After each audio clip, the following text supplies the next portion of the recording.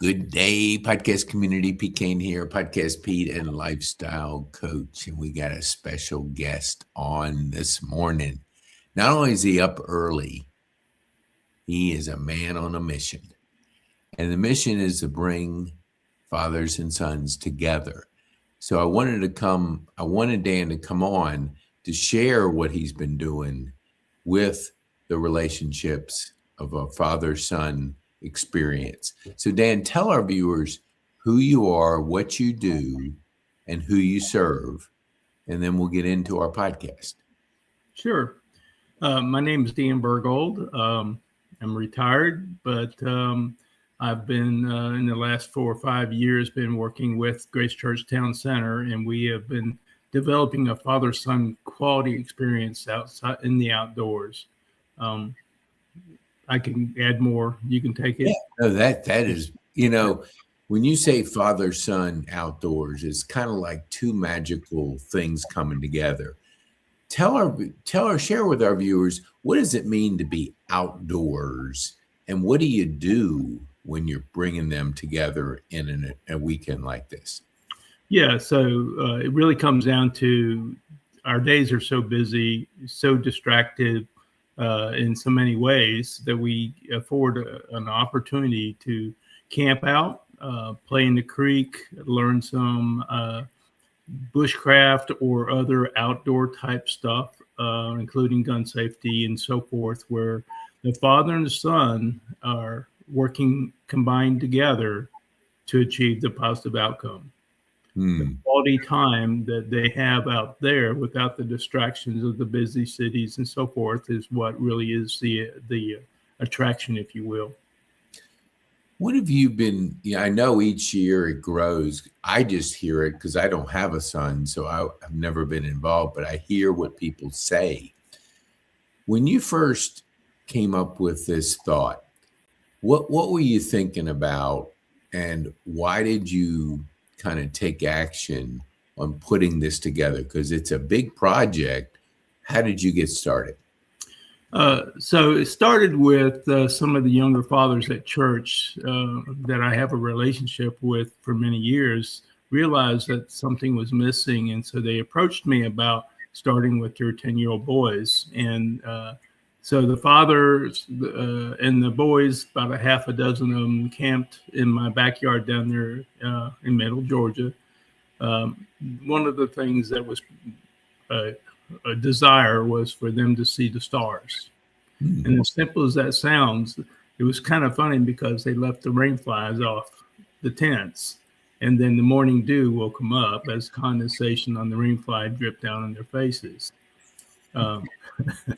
So it started with the request because I have a background in outdoors hunting and fishing and so forth, and how the land is providing what many don't see in the storefront. I love that. I was part of McKenna Farms a couple years ago, and I brought my grandkids to that event. And this lady from South Georgia had all these animals. I mean, there were like pacas and long-haired sheep and cow, unique animals. But this one, besides my granddaughters just loving being around animals, I remember this little boy, he couldn't have been more than maybe 6 or 7, and he had a chicken in his hand, and he had a grin from one ear to the other. He was carrying that chicken, and it was like, I'm sure it was the first time he ever touched an animal like that. And to see the joy on his face and laughing and having a good time, I'll never forget it. So tell our viewers, when somebody comes down there for the first time, they've not been the outdoorsman type people, what have you experienced when they do see the stars, they find the dew dripping on their face when they wake up? Share with our viewers some things that you've experienced that can kind of give people an idea of the event. So the first event, a light bulb went off that it wasn't just about the son, it was about the father. Many of the fathers have no background in what we're providing down there. But back to your story with respect to the young 6-year-old boy, um, it is so touching to see a little baby goat that's maybe a week old and a little boy pick them up, or milking a goat or a cow. Uh, that's not common any day. And I have a relationship with a family down there who have a farm, Mm-hmm. and they're very gracious to not only put the boys through experiencing the animals and so forth, but also provide property where they have a creek, a nice creek that flows through the property, and those boys are just boys. And Mm-hmm.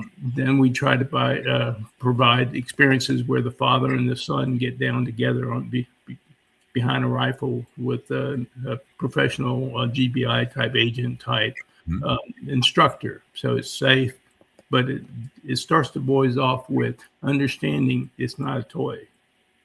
It is a serious business, and a father as well as learning, and then he can replicate that with son at a future date and so forth.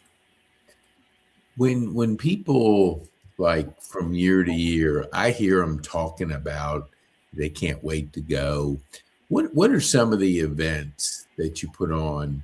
You mentioned one, but kind of give our viewers an idea what that weekend is like. Like, what type of events are they seeing, experiencing? Because I totally agree with you. Being outdoors and connecting fathers and sons together to do activities that they just may not be familiar with or have a comfort level for. Right. So God has provided me with basically two entities that have graciously invested in these boys along with me. One is the Cannon family, sitting in Butler, Georgia. And the second resource is the South Georgia Traditional Archery and Primitive Skills Club, which I am a member of. But Mhm. they actually take the boys and actually run them through how you would make a primitive bow using nothing but a stave, and then working tools, getting that down, how to do that, how to shoot a bow. And those things are, one of the things that they teach, as well as the primitive fire making skills. Uh, they do flint knapping and that kind of stuff as well. So it's a fully rounded things that one would say, well, that sounds like Boy Scouts, but it's not, because it's not a drop off. I want the father fully engaged, fully responsible for the activities their boys are involved in. So it it comes back to, it's not a son thing, it's not a father thing. It is clearly a father son total responsibility, and whatever the outcome is, I expect both of them to benefit. Ooh, that is so, that I love that. I want to go back to when you retired, because I went to my 50th high school reunion last year, and it was like everybody said, "When are you going to retire, Pete?" And I said, "Never," because I think when we retire, if we don't have another purpose, another thing, another challenge, another connection, and we just lean into something like you've created, we I know the stats, we die 2 years after that, because we just, our physical health goes down, our mental health goes down, everything starts to decline. So when you retired and you're sitting like, what am I going to do? When did that, tell us what that was like? And then I would like to know how soon you started thinking about this type of weekend. Well, it's not that simple, but I felt God calling me to do something for Him, and I told Him I'd submit to His authority in my life, but He would have to open the door, and He did so rather quickly. And then the church was going through some difficulties, and then I supported that. And that I retired at the end of 2015, so that started 2016, and that's a story about Grace Church Town Center, located in Kennesaw, Georgia. But it was probably around the 2020 type time frame that the fathers were saying, we want something more for our boys. These boys probably never caught a fish, most of them, and if they caught a fish, they certainly didn't fillet it and eat and consume the meat. So those are things that we're providing now. But what I really have come to understand is the father wanted that, and it wasn't there for them to allow them to teach their boys. And then, so now they get it, and we bring that time together between the father and son. Looking back, I wish I had more time with my own family, because the kids grow up so fast. Mm-hmm. And that kind of leads us to where we're working on some of that stuff with the father and son time, and how do we take the time now, get away from the city, go back into the country and learn some skills that Mm-hmm. they start to understand and appreciate those, things that God has provided. Ooh, that is so beautiful. How does it make you feel that you're,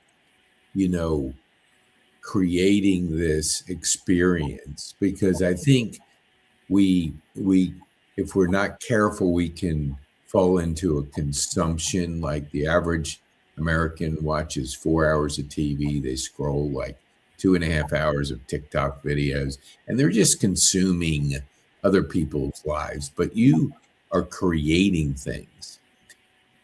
How do you stay creative, and what has this weekend meant to you as far as like just how you feel about every day? Because we have to have a purpose. Yeah, so I'm not sure I had the vision that you are kind of implying that was there from the get-go, but I bought property down in Middle Georgia in 2014, and I started meeting people, and it's like God brought them into my life for a purpose, and then trying to understand the purpose, and then along the way the fathers approached me. So I feel good that God's in the middle of this. I do, bring in instructors that can do emergency medical treatment, that kind of stuff, with help from the fire department down there. The creek time, number one, the boys want to be in the creek. And it's like pulling teeth sometimes to get them out of it. But teaching them to cook around a campfire, teaching them, if you make a fire, you got to have a means to put that fire out to be safe. So don't start a fire unless you have a bucket of water or something, water nearby where you can extinguish the fire. It comes down to safety and things that you don't generally think of, like what happens if the cell network goes down? How do you call home? So one year I brought in the emergency communications point person from Macon County, and went through the boys on some of that stuff.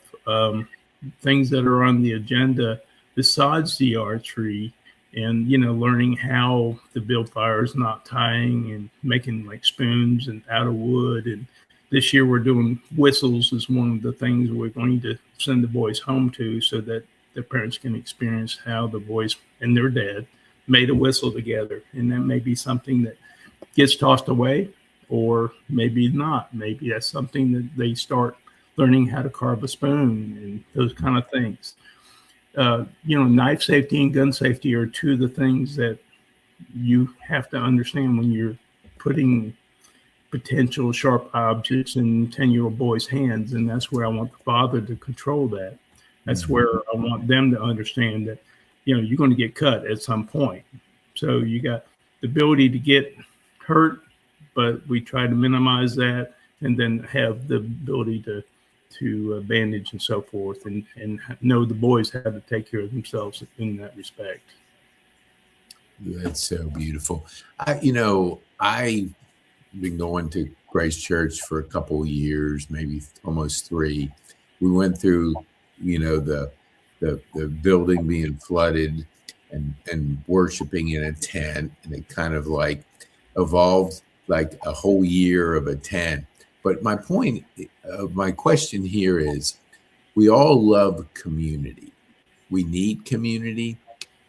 What can you talk to about what the fathers do? Because getting those fathers together in that environment, what could you share? Have you seen some connections, and you seen some things coming together because you're bringing fathers together along with their sons? Yeah, so our location is 3 hours from their home on a good day if Atlanta's traffic is not backed up. But there's minimal interactions like video games and that kind of stuff.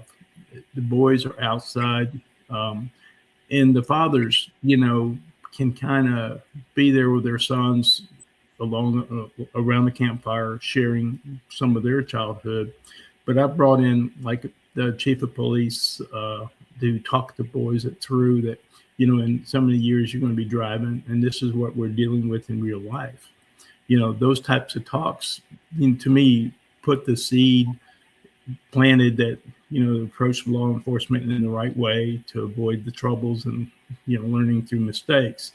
The other thing that we do is provide like a church in the woods type stuff where my pastor has specifically tailored a message for the boys.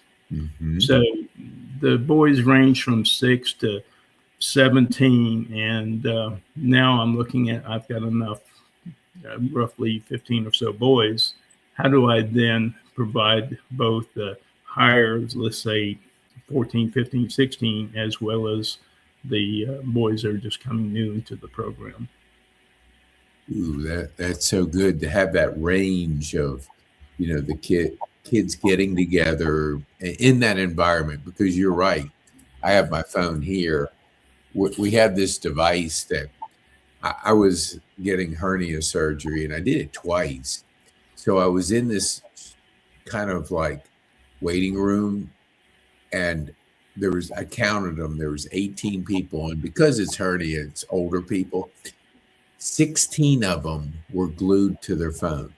I mean, like just looking at this small screen, and we talk about the young kids being hooked on a device, but it's really everybody. So that separation, to be outdoors, to not have that phone as our crutch in a lot of cases is so powerful.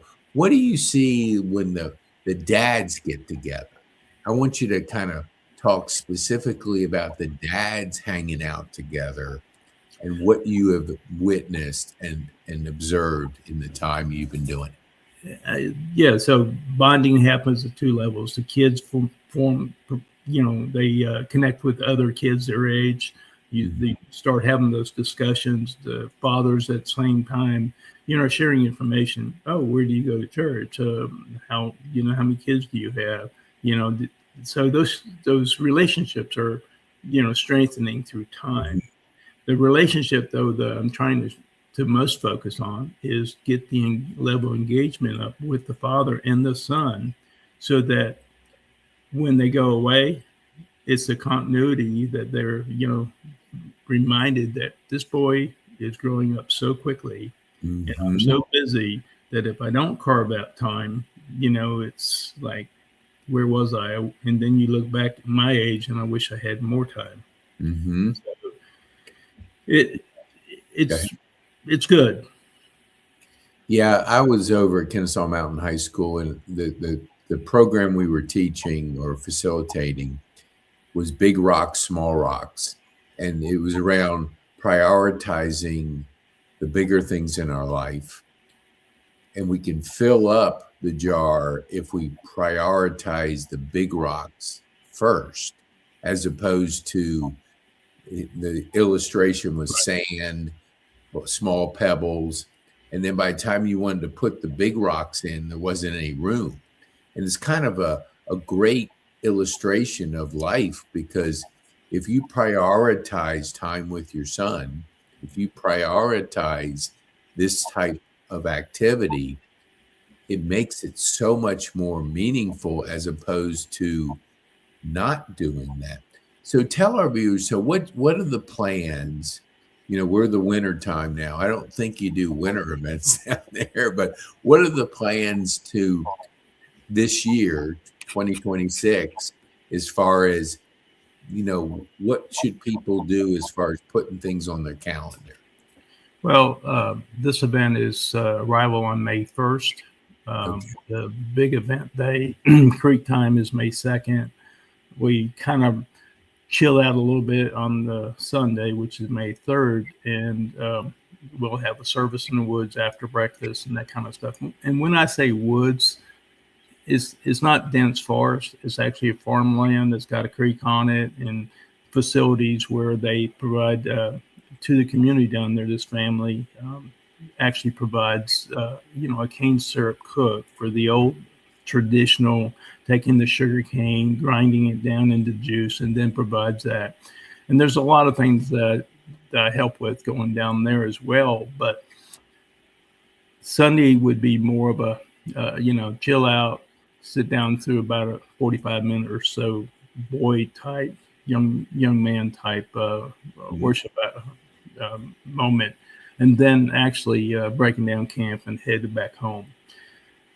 I've seen boys get so excited and I get pictures from their mothers where the boy had come back with a ferrocesium rod and then showed them in the fire pit how they can make their own fire. And the constant at church is, when are we going again? When are we going again? So I know it's a big thing, but back to your point about the prioritization, we all have 24 hours in a day, and quite honestly, we choose how to spend that hour. Yes. That's so important in building that foundational relationship with the Son. Mm-hmm.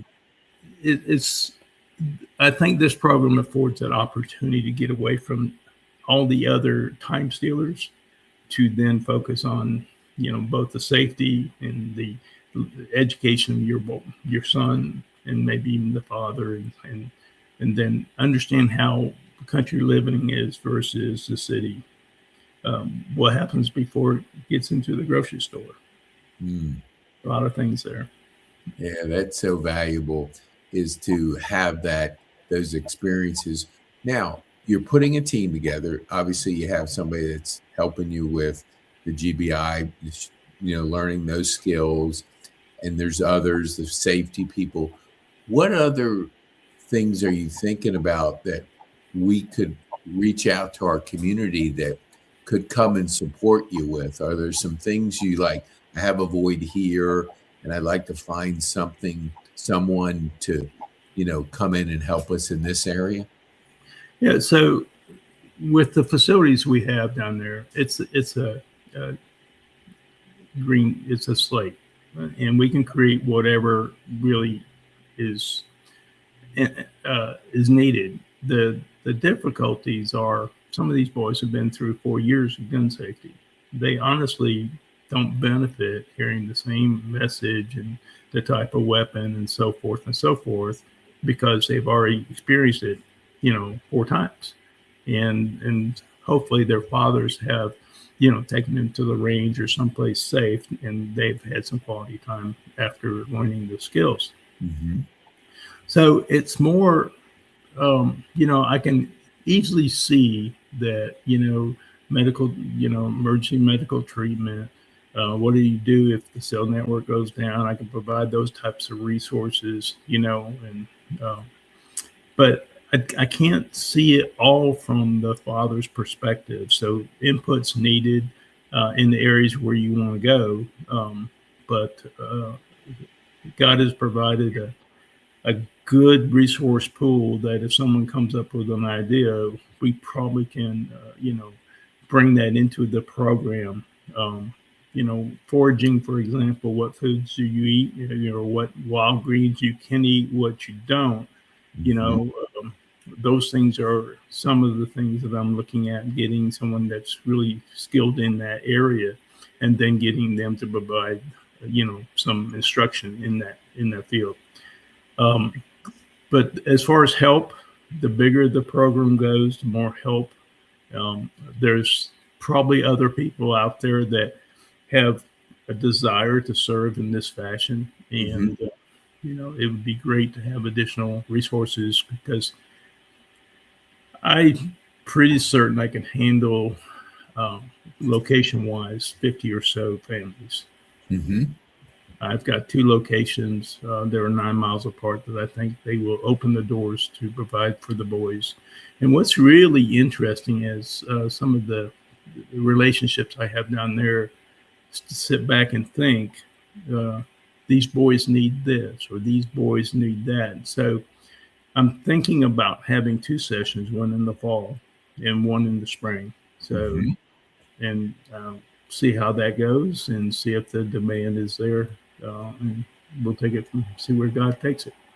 Yeah, I think, just from my eyes, I see a lot of people wanting to do this and our community of really reaching out. So if you hear this and you think this is something you want to be a part of, either by helping financially, helping with your hands and being a part of it, or providing some skills and guidance, as like you described, different people bringing skills, we'll allow you, well, we'll not allow you, we want you to go to PeteKane.me/father son. Now, on that page, there'll be a link where you can schedule 15-minute call with Dan to discuss what you think could add some better experience, help the kids, help the dads, whatever it is. Go to that event, and then we'll be able to put information on there so you know where to sign up when the time comes. You know where to find information. How can I help? And we want to make sure we give you a resource to do that. So Dan, a couple more questions.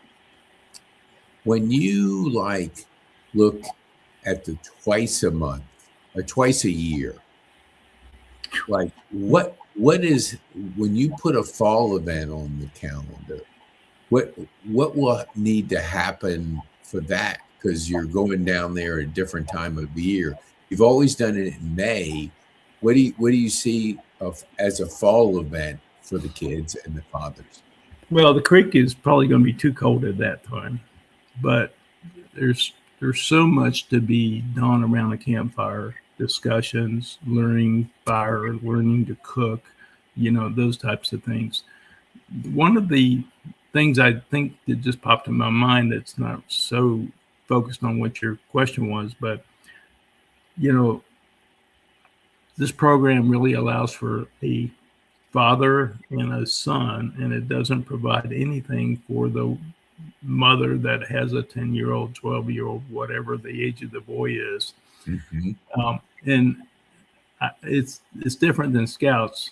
I'm trying to build that relationship, not from the mother to the son, but from the father to the son. So it is, I kind of allow a trusted male that may not be a biological father, but someone that has taken a leadership role in that young man's life. But the responsibility is on that person. This is not a drop-off. This is, serious stuff when you're bringing guns and knives into the equation. So the responsibility is on the parent, and I'm trying to provide the means where they can safely experience and use things and learn things that they're not going to learn at home per se. That's so good. Because I've done maybe 350, 400 of these podcasts, and in studying, kind of I get to learn so much on every guest. And what I see in people's backgrounds that might have had more challenges than most is there wasn't a father figure in their life. And without that, it kind of throws everything off. So for people out there that might want to step in and be a mentor, be a part of this, because everybody needs that. We don't always have it. Right. So that's really good. I love that you open it up for those. The mom has some kids and they don't know, and they're maybe a single mom and they don't have the support at home.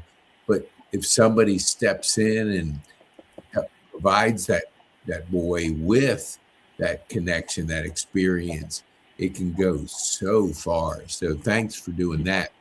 So I want to be respectful of your Saturday morning. because I know I know Denise, and she's got a list for Dan to do today. So we've got to remind. No, okay, all right. So tell our viewers again how can they get more information and be able to have access to you if they need to support, sign up. Where would they need to go? In terms of the what you've got on the bottom of the screen, I hope that's where you're trying to lead me. Yes.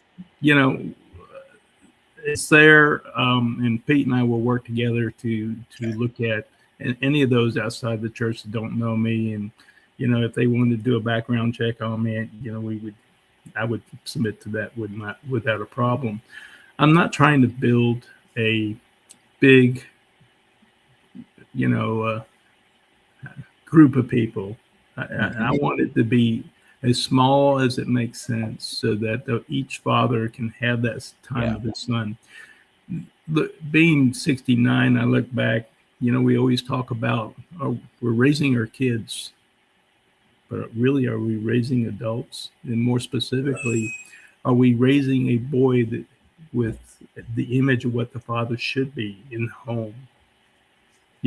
So that, the experience of the bonding between the father and the son can be replicated when that son becomes a father. That's really, and then to put an umbrella of the God that made us and died for us, put that over the top of that becomes real to me. Yeah, it's beautiful. Okay, so what would be the one thing, Dan? That is great.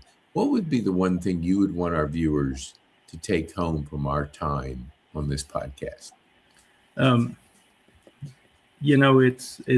It's not an exclusive club. I want it to be inclusive, but we do want, to be respectful that this is a Christian-based program. But building those relationships that might, I've got friends who've been in my life since the mid 60s, and, that's a long time ago. And how you grow together. You either grow closer together in life, as father or son, or the world tends to get a hold of the son, and then pretty soon you look back and saying, I wish I had that time. I wish I had that time back. I would do things differently. And I think this gives an opportunity to start exploring how they can take time, the priority that you were talking about, your time. And the one thing that I feel so blessed in is that there's an outpouring from the people that I know down in that area, that they're willing to invest in these boys and give up their time. And it doesn't cost anything. So when I say cost anything, for me to bring a lot of these people as instructors, where they feel it's their honor, their privilege to teach these boys some of the things that we ask them to teach. Oh, that's so good. Dan, thank you so much for what you're doing and being on here to share that.